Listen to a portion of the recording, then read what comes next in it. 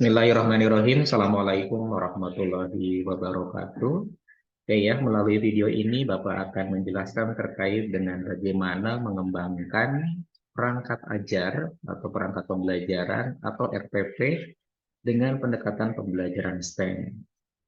Oke, Bapak ingatkan kembali bahwa pada mata kuliah STEM ini ya yang sedang Anda tempuh sekarang tujuannya adalah untuk memberikan bekal ya kepada Anda ya untuk mengelola kegiatan pembelajaran STEM dengan sumber daya yang terbatas.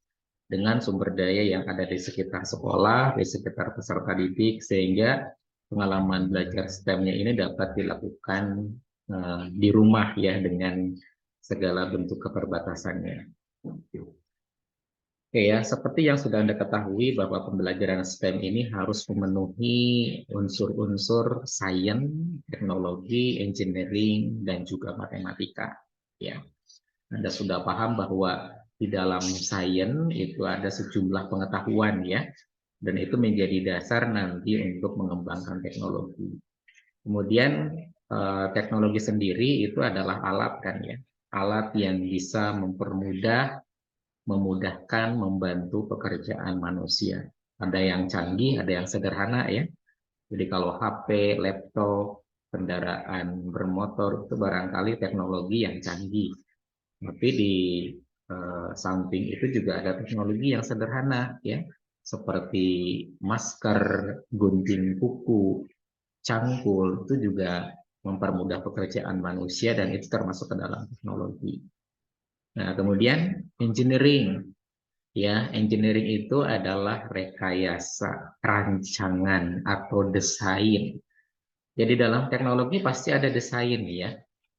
HP, kemudian laptop itu kan penuh sekali dengan engineering, penuh sekali dengan desain atau rancangan gitu ya. Jadi teknologi itu sendiri adalah gabungan dari rancangan-rancangan sebetulnya ya. Rancangan layarnya, rancangan keypadnya, rancangan keyboardnya misalkan, atau rancangan-rancangan yang lain. Nah, ketika merancang pasti di situ terlibat matematika ya. Jadi jangan lupa bahwa STEM ini terdiri dari 3 subjek ya, sains, teknologi, engineering, dan matematika. Ini yang tentunya nanti menjadi core atau inti di dalam pengalaman belajarnya begitu ya. Oke, pada konsep STEM itu dikenal ada praktik sains dan praktik engineering. Praktik sains dan engineering ini menjadi pengalaman belajar utama tentunya nanti ya dalam pembelajaran STEM. Seperti pengalaman proyek STEM kemarin ya yang Anda lakukan, saudara kan mengidentifikasi masalah ya. Misalnya kemarin sedotan yang dipakai berulang kali berpotensi menjadi sarang bakteri, itu adalah permasalahannya. Nah, dari situ kan Anda merancang alat pembersih sedotan, ya, merancang alatnya, melakukan riset sederhana di situ untuk menentukan alatnya apa kira-kira yang efisien, bahannya apa yang efisien, yang efektif, kemudian membuat prototipenya, menguji prototipe, memperbaiki kembali begitu ya dari hasil pengujian sampai mendapatkan produk yang uh, untuk sementara sempurna begitu ya, untuk sementara sempurna.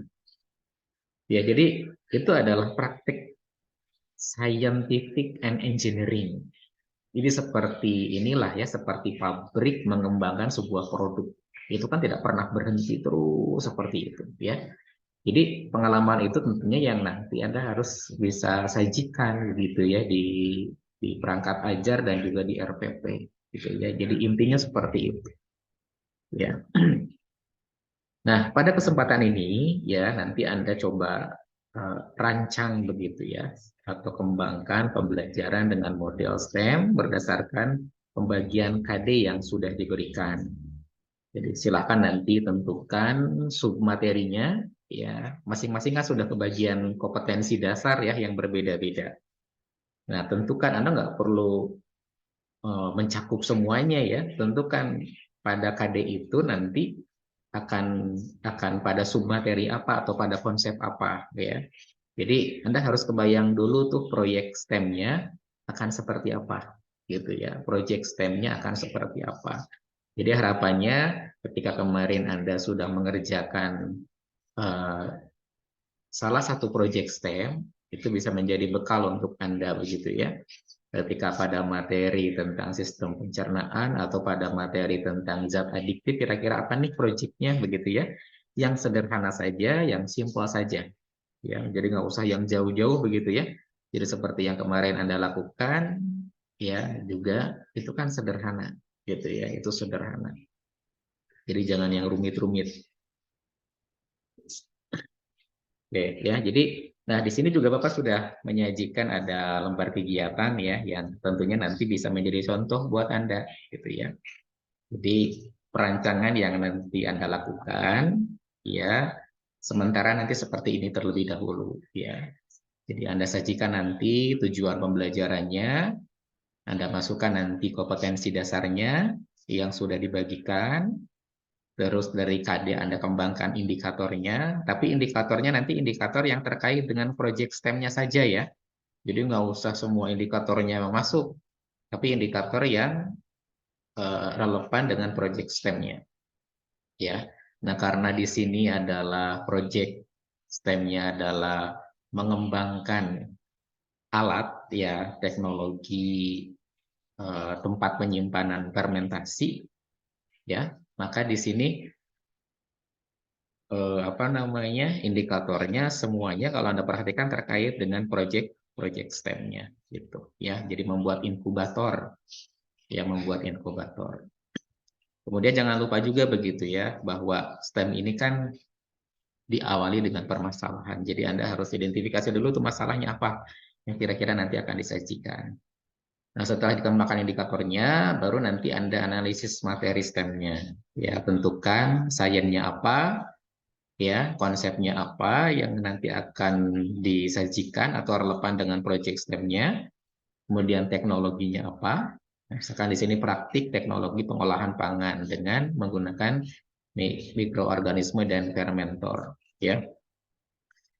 Jadi itu teknologinya sebutkan apa yang nanti akan dikembangkan, engineeringnya, perancangannya apa saja, merancang fermentor atau inkubator, yang menentukan alat dan bahannya dan lain sebagainya. Kemudian matematikanya apa kira-kira, gitu ya, konsep matematika yang terkait. Jadi buat analisis materi pembelajaran STEM-nya. Setelah ini baru masuk ke desain pembelajaran STEM-nya.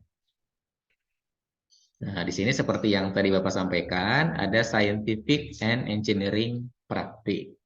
Nah, Anda rencanakan nanti ya, Anda rencanakan mulai dari permasalahannya, seperti apa, identifikasi masalah, ya merumuskan masalah di sini, ya kemudian pemecahan masalahnya, baru masuk ke perancangan alat, begitu ya, merencanakan alatnya, ya merencanakan proyeknya, seperti apa, membuat prototipe, ya, kemudian menguji dan seterusnya. Anda bisa lihat di sini begitu ya.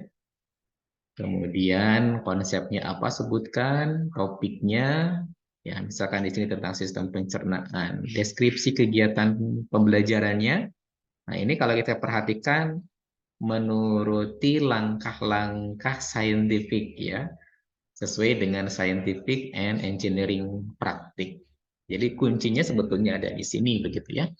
Dan yang terakhir ini ada cross cutting konsep. Ya, dulu kan Bapak pernah menyampaikan tentang cross cutting konsep. Jadi konsep-konsep yang dia bisa mengaitkan antara satu dengan yang lain. Ya, Anda bisa lihat cross cutting konsep ini di modul yang dulu pernah Bapak berikan. Ya, ada di situ ada bab tentang cross cutting yang membahas tentang cross cutting. Kira-kira cross cuttingnya apa? Ya, di situ sudah ada sejumlah cross cutting konsep, Anda tinggal pilih saja masukkan di sini. Tuh, ya. Nah, kemudian setelah Anda membuat atau menginventarisir aktivitasnya seperti apa, selanjutnya adalah Anda membuat desain LKPD-nya. Ya, LKPD yang nanti memfasilitasi, membantu proyek STEM yang nanti akan dilakukan. Contohnya seperti apa? Contohnya seperti yang kemarin Anda lakukan, Bapak sajikan ya untuk melakukan proyek STEM. Ada yang kebagian membuat alat pembersih sedotan kan ya. Terus makanan yang mengatasi obesitas, terus alat penjernih air gitu ya. Jadi LKS-nya seperti itu. Ya, LKPD-nya seperti itu. Ya, silakan pada prinsipnya nanti STEM-nya harus yang simpel saja. Yang simpel menggunakan alat bahan yang memang bisa diakses dengan mudah sehingga STEM-nya nanti bisa dilakukan di rumah. Ya.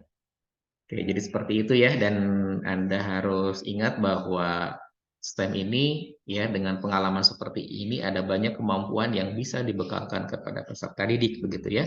Peserta didik bisa mendapatkan pengetahuan, bisa dapat kemampuan, dilatihkan kemampuan kreativitasnya, kritikalnya, berkolaborasinya, begitu ya, berkomunikasinya dan lain sebagainya. Kemudian eh, praktik engineering atau scientific praktik ini juga bisa membangun pola pikir ilmiah begitu ya. Pola pikir ilmiah peserta didik itu tentunya penting juga nanti untuk mereka di kemudian hari. Oke, itu barangkali penjelasan tugasnya yang harus nanti Anda kerjakan. Jadi sampai sini ya, sampai mendesain LKPD dari hasil analisis pembelajaran STEM yang sebelumnya dilakukan. Ya, oke, itu barangkali ya penjelasan terkait dengan tugasnya. Jadi silahkan selamat mengerjakan ya. Terima kasih. Assalamualaikum warahmatullahi wabarakatuh.